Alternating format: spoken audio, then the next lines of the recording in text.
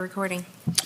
All right, welcome. This is the Landmark Commission, January 15th, 2022. Can we bring the meeting to order and have the roll call, please, Quinn?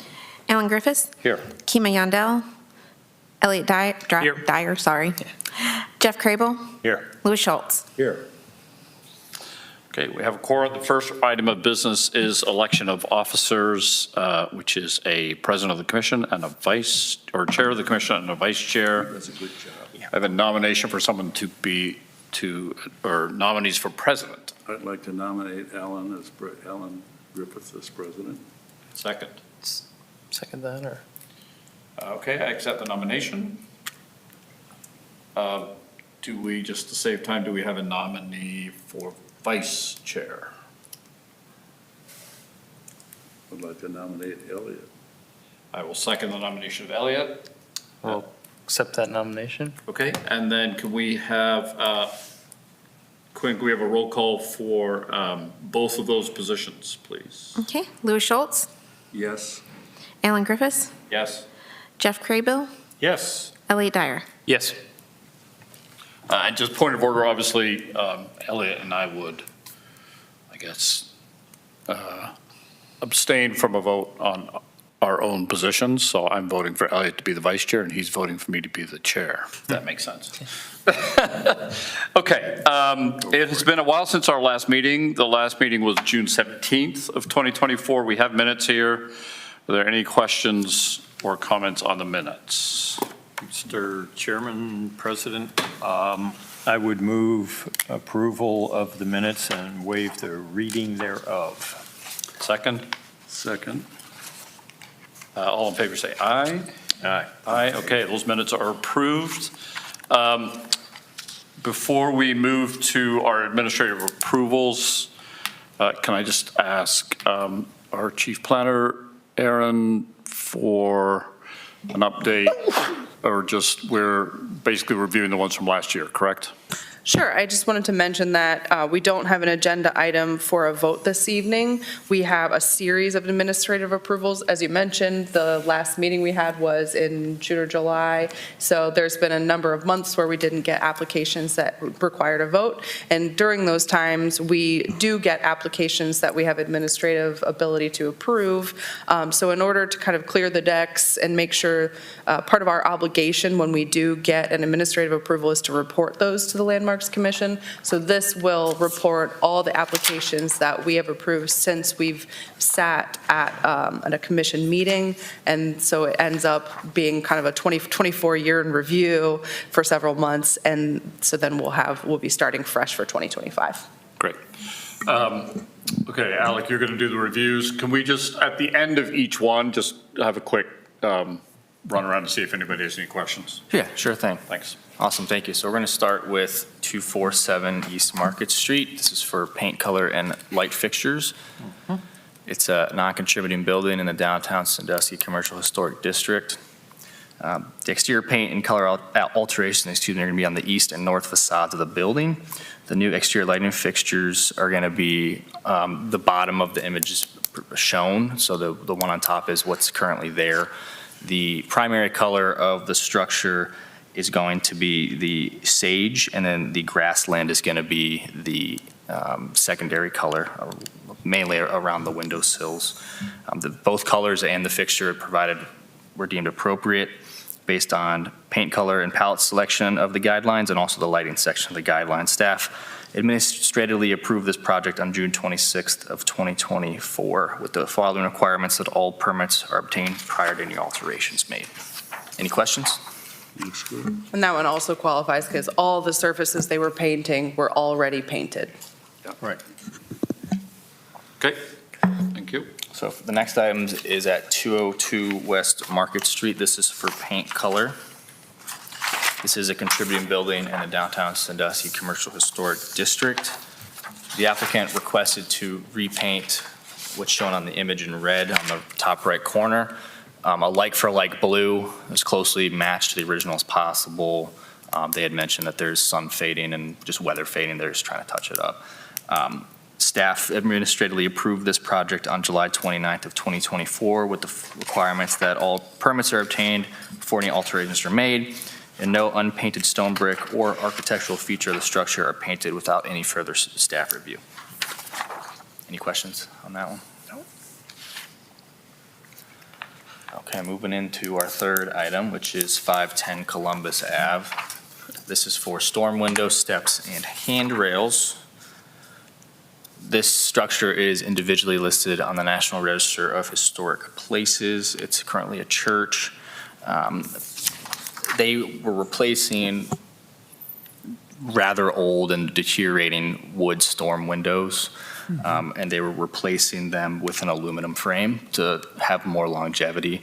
There's also damage to the steps going into the church that were being replaced, and then also the handrails being restored and painted black to match what was already there. This is all appropriate according to our guidelines for porches, stoops, and decks, entrances and doors, and also windows.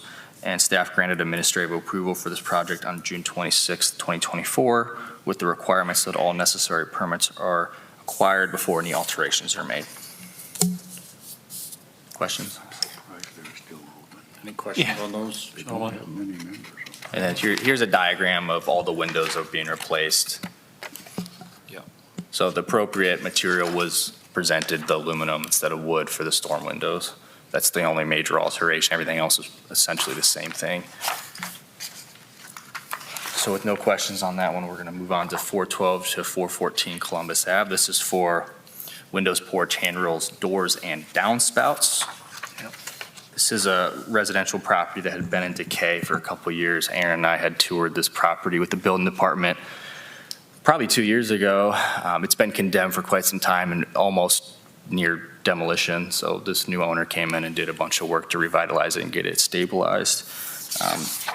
The big component of this that we looked at was the door, which we were luckily able to find to be appropriate. But a lot of it is like for like materials. No major concerns by staff, and it was staff's opinion that all these updates, which were the windows, porch, handrails, doors, and spouts, were appropriate. I guess the handrail material was altered, but it was appropriate material. We administratively approved this one on August 29th of 2024. Any questions? Yeah, I just have one on that front. So when it says they replaced the non-original porch, is that at the front or the exterior or the back? Yeah, so that's on the front. So that's that thing with the stairs going up both sides? That's correct. So was all of that was non-original, the stairs, the landing? Based on our knowledge, none of that was original to the structure.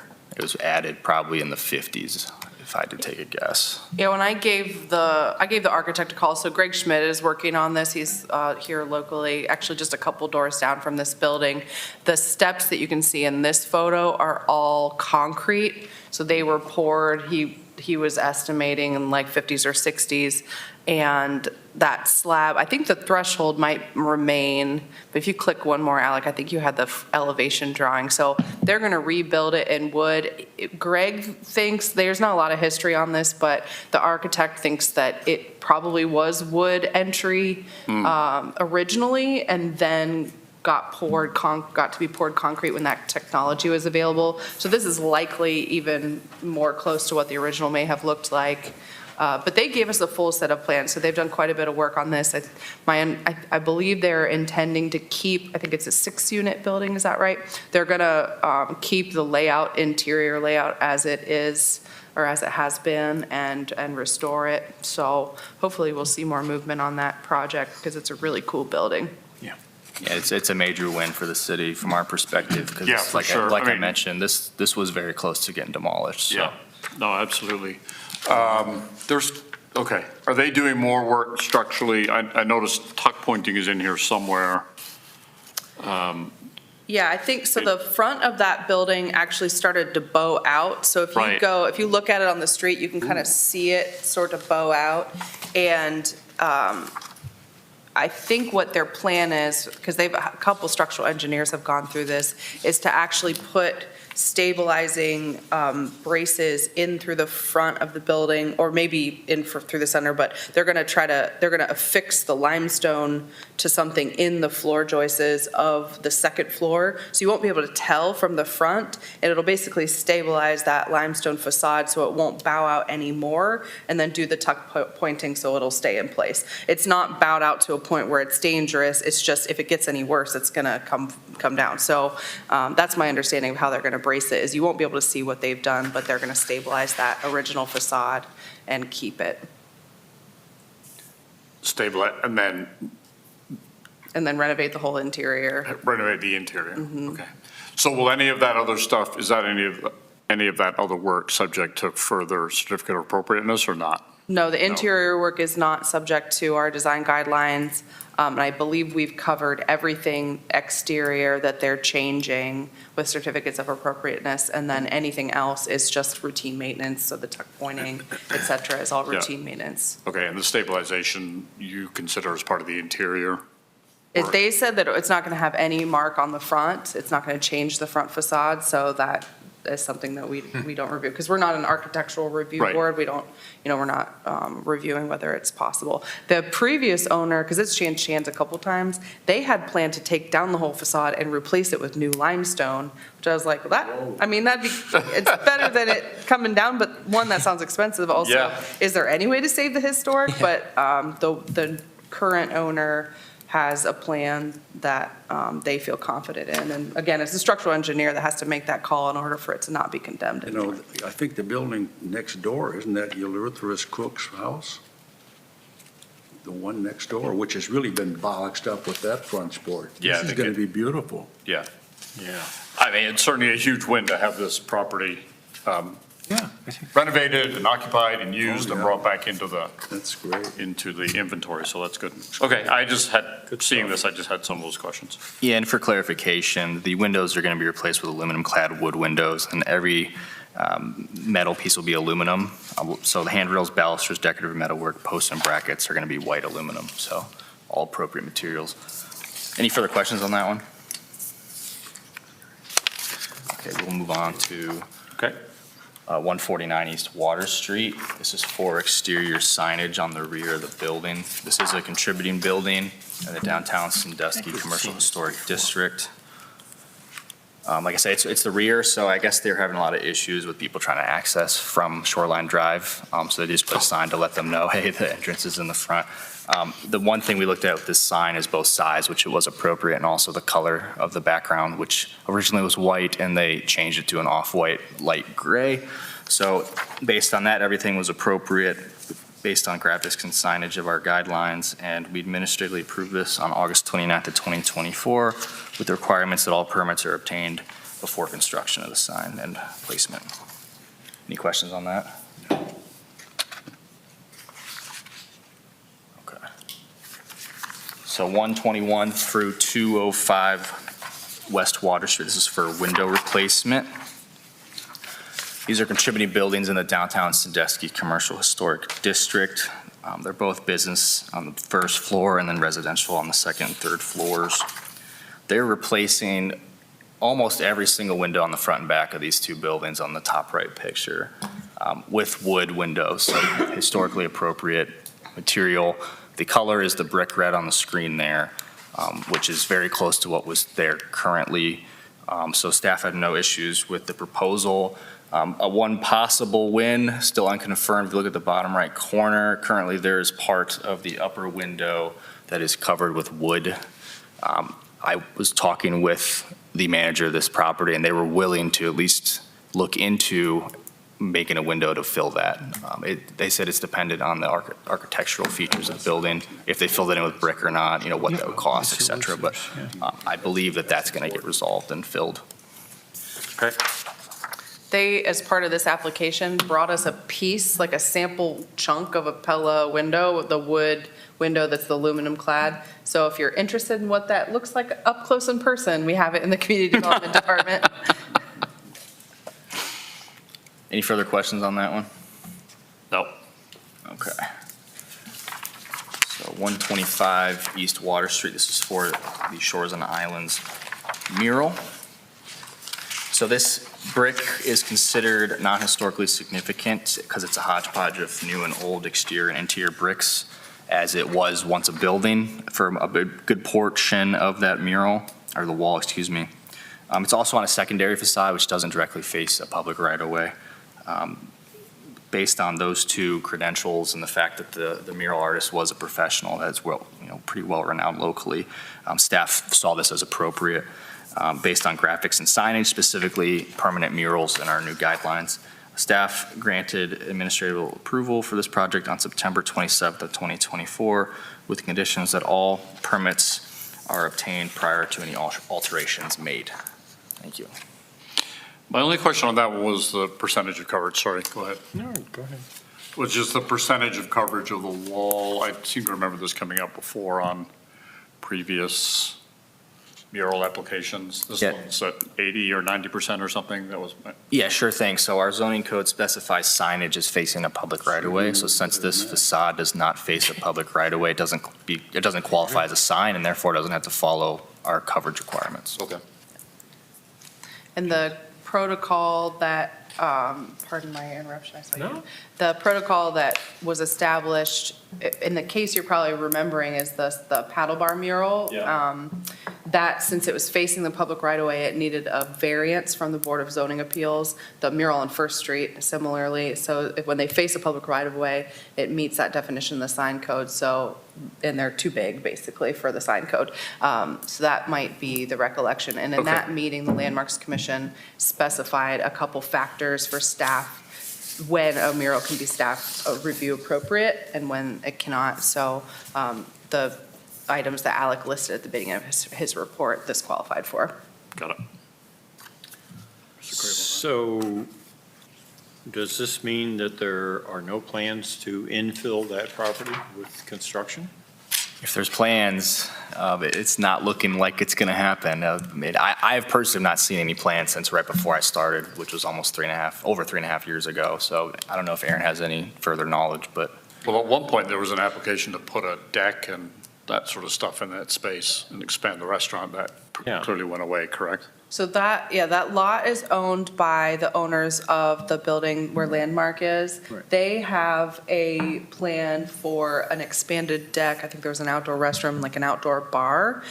That was approved by the Landmarks Commission for 10 years because the commission at that time specified that it would be better to see a building there, but activating the space is also valuable use for downtown. So they approved their plan for a 10-year timeframe, at which point they would need to come back and ask for approval again to keep it.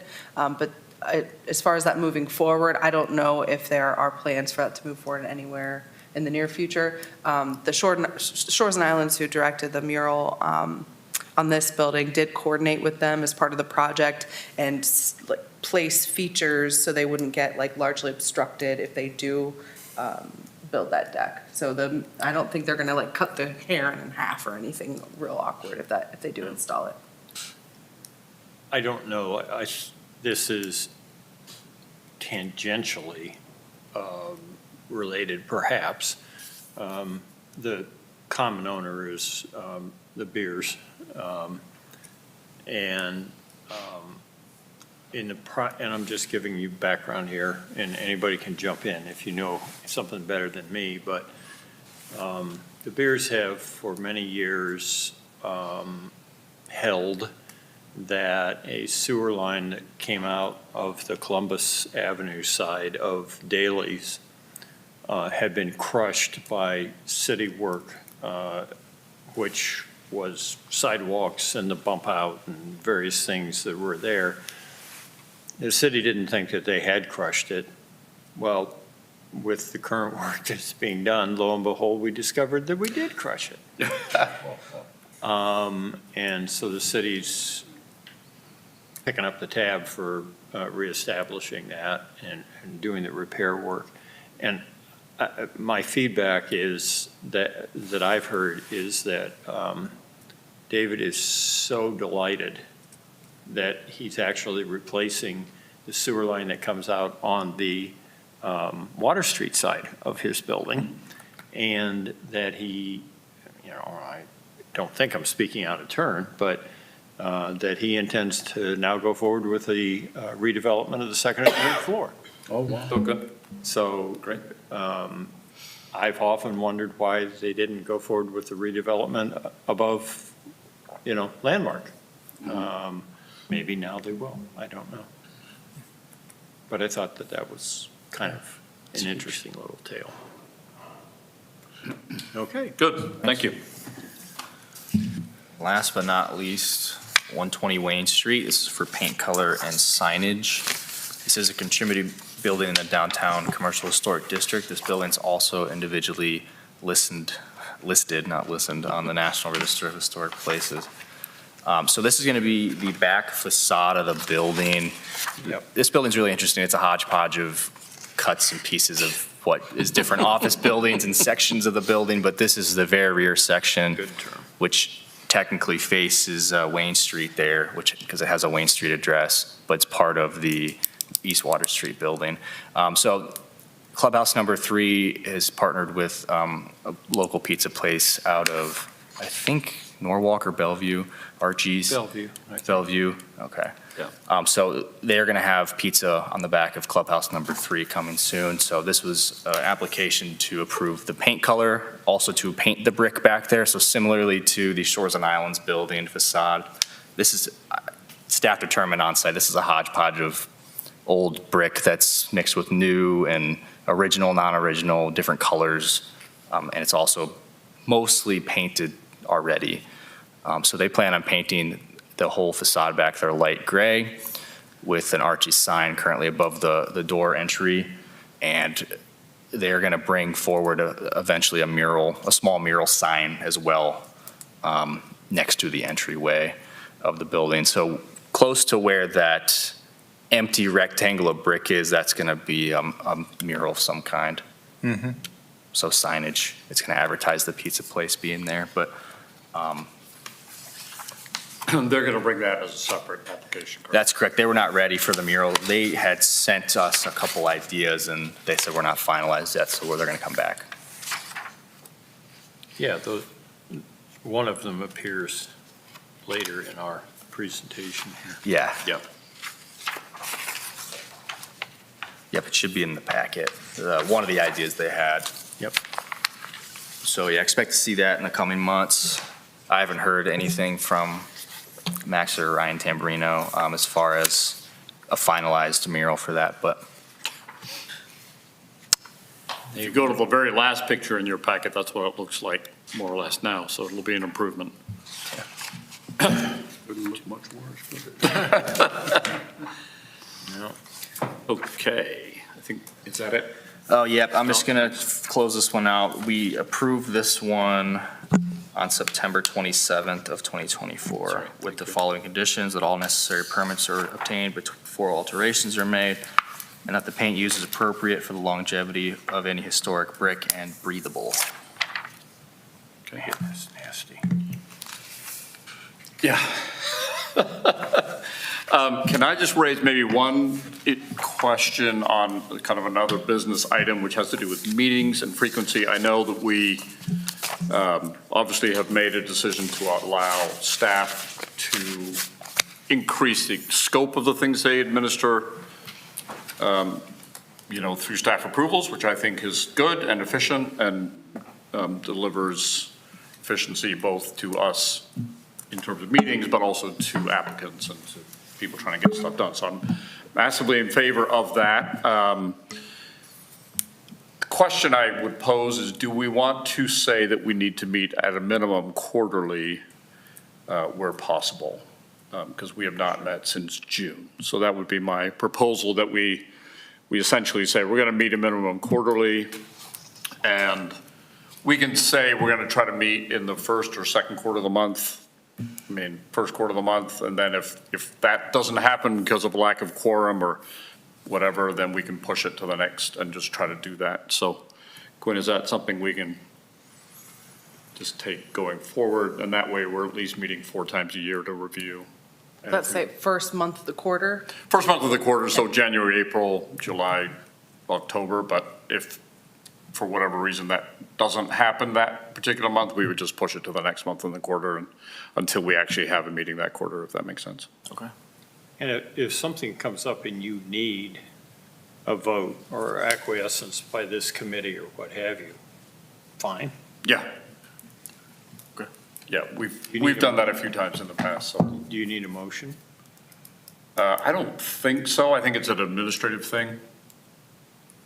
Generally, we take the meetings to be directed by the chair, so I think that's fine if you all are Yeah, I'm comfortable with that. And comfortable with that. So what I'm hearing, we have the monthly schedule. If we have agenda items for votes, we have our regular monthly meeting. Correct. Even if we don't have agenda items for votes, if we have at least one administrative approval, we hold the meeting on the first month of each quarter in order to present the administrative approvals. Correct. Okay. Yeah, yeah. And that also allows us just to deal with any administrative things that, might come up or thoughts or whatever. Right. Makes sense. Good. I will say I spent a lot of time over the last 6 months driving around the city going, oh, I hope that got approved. I hope that got approved. I hope that got approved. Well, Better all the time. this, what's geographically, this committee's oversight covers what area? The entire city? Covers the city of Sandusky, designated landmark properties within the city of Sandusky. Correct. Okay. So that's any historic district. So That's when this also, meeting's over, I've got a question. Yeah, so, Okay. and those can be found on, if you go to cityofsandusky.com/historic, there is a live map there where you can zoom in and out. There's 2 historic districts, the downtown historic district, which is kind of jagged, but it's roughly like Decatur or Franklin, Washington to the water. And then there is the Cable Historic District, which is where the old fairgrounds were, and like 1,000 block of Wayne Street and Right. like 1100. 11 and 12. And then there's the individually significant property. So there's a map, a live map on there you can zoom in and out of, you can search for properties. And then in the design guidelines, there's maps, static maps on those pages as well. So I'll ask a question when the meeting's over. Okay. In that event, is there anything else from committee members? We have a motion to adjourn? So moved. So moved. We are adjourned. Thank you very much. thank you. So is